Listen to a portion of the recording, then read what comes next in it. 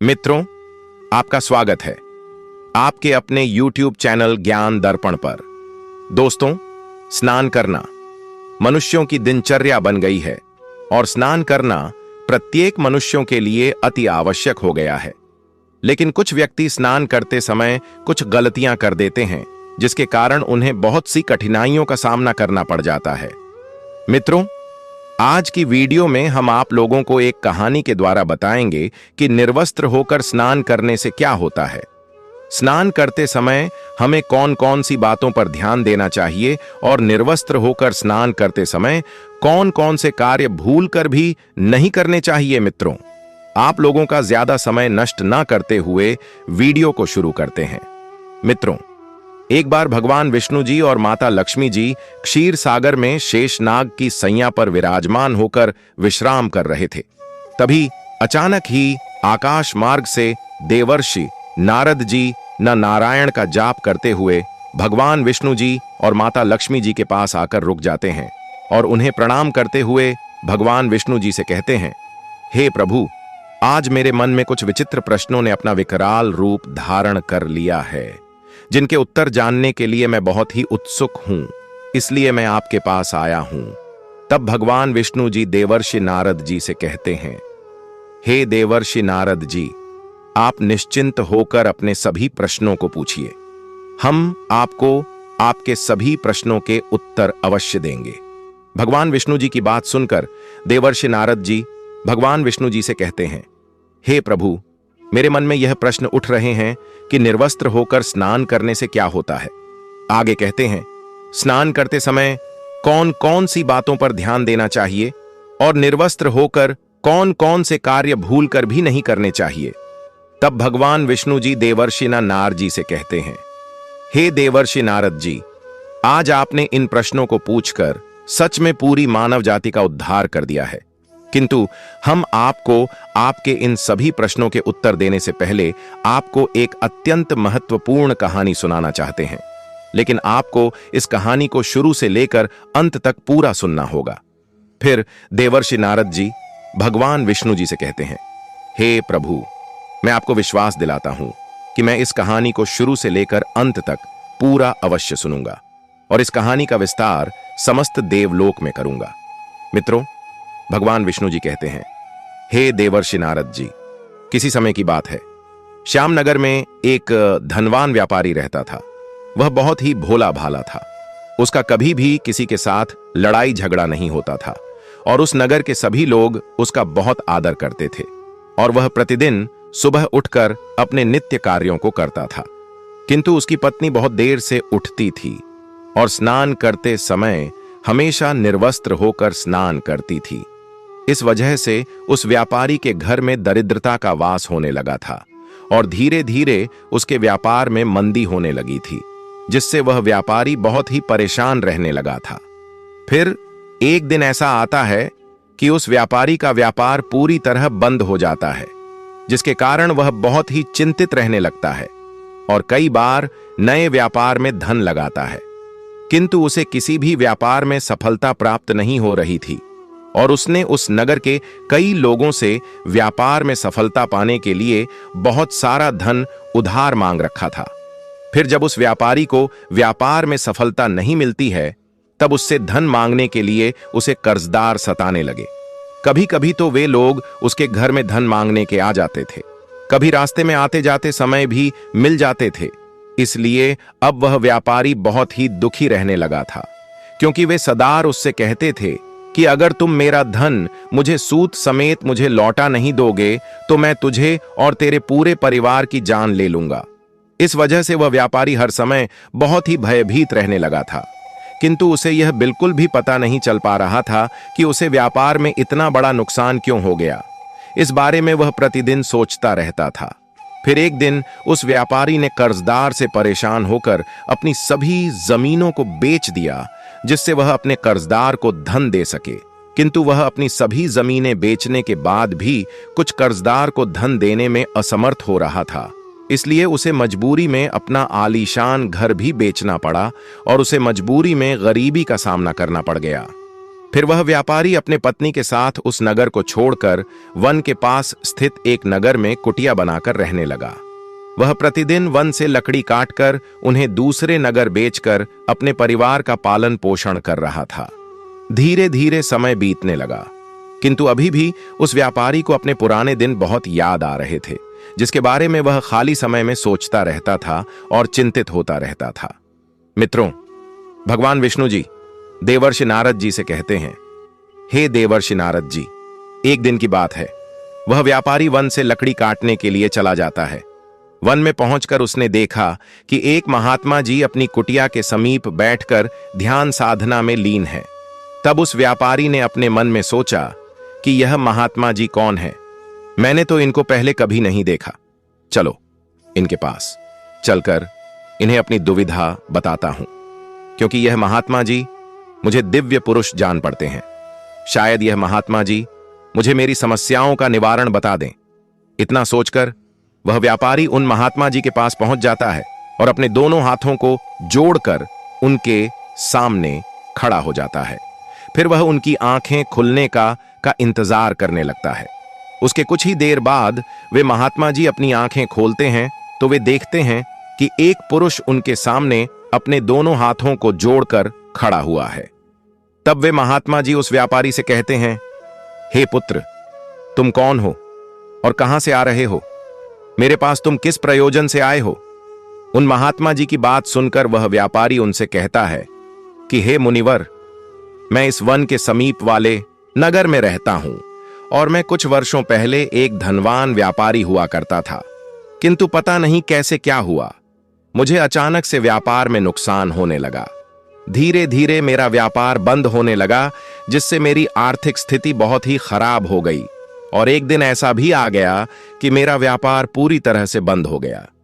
फिर मैं बहुत ही ज्यादा परेशान रहने लगा और मैंने नए व्यापार को शुरू करने के लिए कई लोगों से धन भी उधार ले रखा था, किंतु मुझे किसी भी व्यापार में सफलता नहीं मिल रही थी। इसलिए मुझे कर्जदार सताने लगे, मुझसे अपना धन मांगने लगे। लेकिन मेरे पास उस समय थोड़ा सा भी धन नहीं बचा था, क्योंकि मैंने अपना पूरा धन नए व्यापार में लगा दिया था। धीरे धीरे समय बीत रहा था, किंतु अब वे कर्जदार मुझे घर पर रास्ते में कहीं पर भी मिल जाते थे और वे समय पर धन न देने के कारण मुझे और मेरे पूरे परिवार को जान से मारने की धमकी देने लगे थे, जिससे मैं बहुत ज्यादा परेशान रहने लगा था। और एक दिन मैंने बहुत सोच समझकर अपनी सभी जमीनें बेच दी और अपने कुछ कर्जदार को उनका धन वापस लौटा दिया। किंतु मैं सारी जमीनें बेचने पर भी कुछ कर्जदार को उनका धन वापस लौटाने में असमर्थ हो रहा था। इसलिए मैंने मजबूरी में अपना आलीशान घर भी बेच दिया, जो बहुत ही कीमती था। लेकिन उस समय मेरे पास दूसरा कोई विकल्प नहीं था।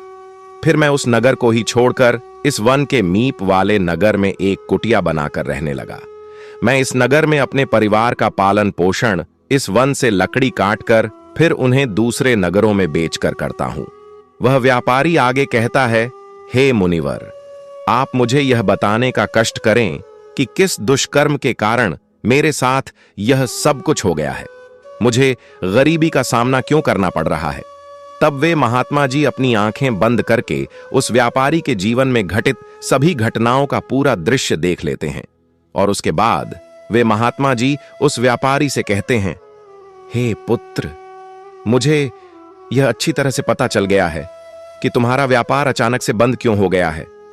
तुम्हें किस वजह से गरीबी का सामना करना पड़ रहा है। फिर उस व्यापारी ने बड़ी ही उत्सुकता से पूछा कि हे मुनिवर, आप बताएं कि मैंने वह कौन सी गलती कर दी है जिसके कारण मुझे गरीबी का सामना करना पड़ रहा है। तब वे महात्मा जी उस व्यापारी से कहते हैं, हे पुत्र, तुम्हारी पत्नी हमेशा देर से उठती थी और हमेशा ही निर्वस्त्र होकर स्नान करती थी। कभी कभी तुम भी निर्वस्त्र होकर स्नान कर लेते थे, इसलिए अब तुम्हें गरीबी का सामना करना पड़ रहा है। उन महात्मा जी की बात सुनकर उस व्यापारी ने कहा कि हे मुनिवर, आप मुझे यह बताने का कष्ट करें कि निर्वस्त्र होकर स्नान करने से क्या होता है और निर्वस्त्र होकर स्नान करते समय कौन कौन से कार्य भूलकर भी नहीं करने चाहिए। साथ ही साथ स्नान करते समय कौन कौन सी बातों पर ध्यान देना चाहिए जिन्हें करने के बाद घर में माता लक्ष्मी का आगमन हो और घर में धन धान्य की कोई कमी ना रहे, घर में चारों तरफ खुशियों का माहौल बना रहे। मित्रों, भगवान विष्णु जी देवर्षि नारद जी से कहते हैं, हे देवर्षि नारद जी। वे महात्मा जी उस व्यापारी से कहते हैं, हे पुत्र, तुम्हारे यह सभी प्रश्न प्रत्येक मनुष्य के लिए बहुत ही आवश्यक है, किंतु मैं तुमको तुम्हारे इन सभी प्रश्नों के उत्तर देने से पहले तुमको एक अत्यंत महत्वपूर्ण कहानी सुनाना चाहता हूं। लेकिन तुमको मुझसे एक वादा करना होगा कि जब तक मैं इस कहानी को सुनाऊं, तब तक तुम्हें इस कहानी को शुरू से लेकर अंत तक पूरा सुनना है। तब वह व्यापारी उन महात्मा से कहता है कि हे मुनिवर, मैं आपको विश्वास दिलाता हूं कि मैं इस कहानी को शुरू से लेकर अंत तक पूरा अवश्य सुनूंगा। फिर वे महात्मा जी उस व्यापारी से कहते हैं, हे पुत्र, किसी नगर में एक ब्राह्मण रहता था। वह एक मंदिर का प्रसिद्ध पुजारी था और वह ब्राह्मण बहुत बड़ा शिव भक्त था। वह नित्य सुबह उठकर अपने नित्य कार्यों को करके भगवान शिव जी की पूजा अर्चना करता था, जिससे उस नगर के सभी लोग उस ब्राह्मण का बहुत आदर सत्कार करते थे। और वह प्रत्येक पूर्णिमा के दिन गंगा स्नान करने के लिए भी जाता था। ऐसे ही दिन बीत रहे थे। एक दिन की बात है, वह ब्राह्मण अपनी पत्नी के साथ गंगा स्नान के लिए जा रहा था। तब उस ब्राह्मण ने अपनी पत्नी से कहा कि प्रिय, क्यों ना हम गंगा स्नान करने वाले लोगों की परीक्षा ले लें और हम देखते हैं कि कौन हमारी इस परीक्षा में सफल होता है। फिर उस ब्राह्मण ने अपनी पत्नी से कहा कि प्रिय, आज मैं देखना चाहता हूं कि कौन कौन से व्यक्ति यह मानते हैं कि गंगा में स्नान करने से मनुष्य के पाप नष्ट हो जाते हैं, और क्या वे अपने सच्चे मन से पापनाशिनी गंगा में स्नान करते हैं।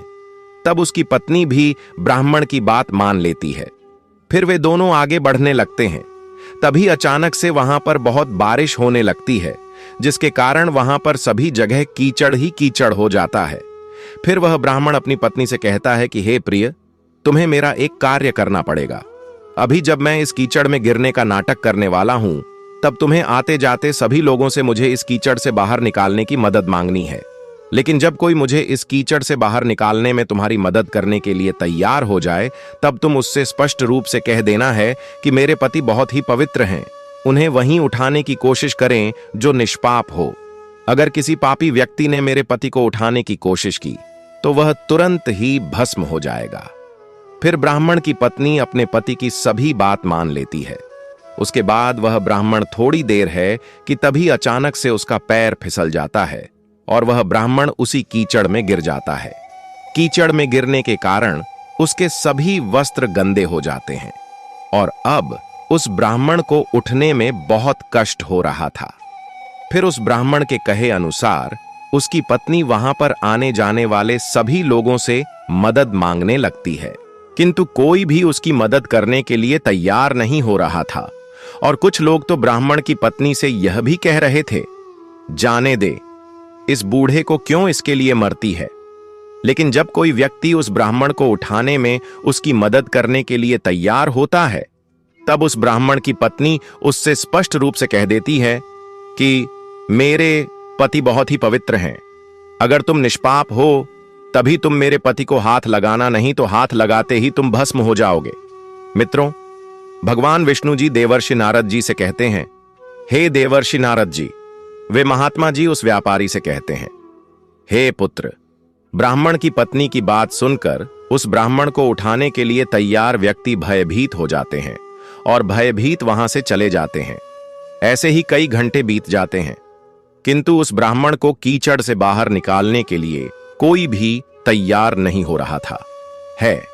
इसीलिए वह ब्राह्मण अपनी पत्नी से कहता है कि हे प्रिय, तुमने देखा कि कोई भी हमारी मदद करने के लिए नहीं आया, क्योंकि उन्हें इतना भी नहीं है कि गंगा में स्नान करने मात्र से मनुष्य के सभी पाप नष्ट हो जाते हैं।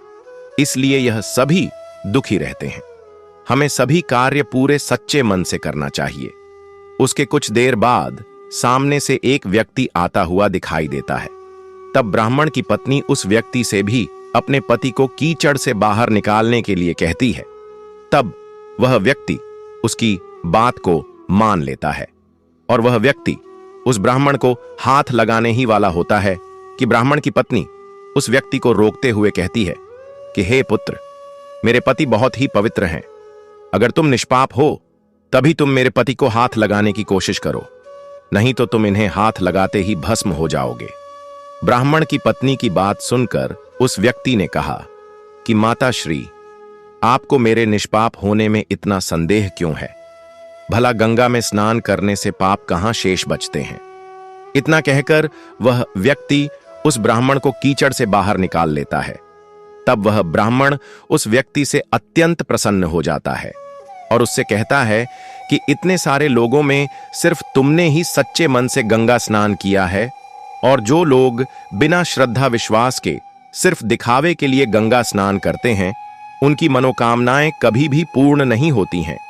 लेकिन जो लोग सच्चे मन से गंगा स्नान करते हैं, उनकी सभी मनोकामनाएं गंगा में स्नान करने मात्र से ही पूर्ण हो जाती हैं।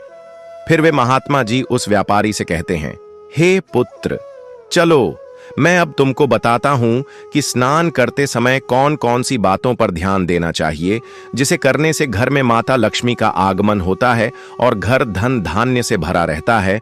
उसे कभी भी गरीबी का सामना नहीं करना पड़ता है।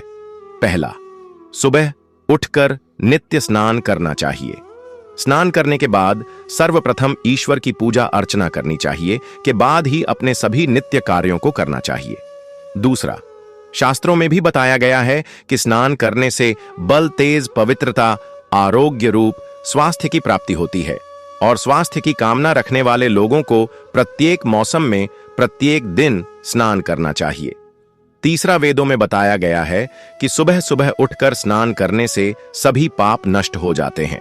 साथ ही साथ हमारे शरीर की नकारात्मक ऊर्जाएं भी नष्ट हो जाती है। चौथा, अगर आप बीमार हैं तब आपको सिर के नीचे से स्नान कर सकते हैं, या आप किसी गीले कपड़े से अपने शरीर को पोंछ भी सकते हैं। इसे भी स्नान ही माना जाता है। पांचवा, स्त्रियों को हमेशा बंद स्थानों में ही स्नान करना चाहिए। साथ ही साथ हमें कभी भी किसी गंदगी वाली नदी या गंदे जल में स्नान नहीं करना चाहिए। मित्रों, भगवान विष्णु जी देवर्षि नारद जी से कहते हैं, हे देवर्षि नारद जी, वे महात्मा जी उस व्यापारी से कहते हैं, हे पुत्र, चलो मैं अब तुमको बता देता हूं कि निर्वस्त्र होकर कौन से कार्य भूलकर भी नहीं करने चाहिए।